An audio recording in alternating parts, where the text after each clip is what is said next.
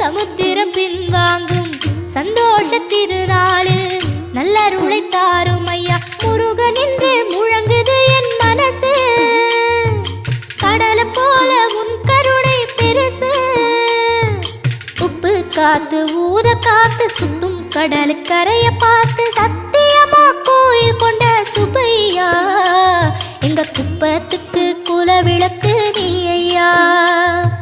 திருச்செந்தூர் ஆண்டவனே வேல் முருகா தினம் உனக்கு நன்றி சொல்வோம் மால் மருகா திருவடியில் தவம் இருப்போம் திருமுருகா தீர்ப்பெழுது நலமெனவே வடிவழகா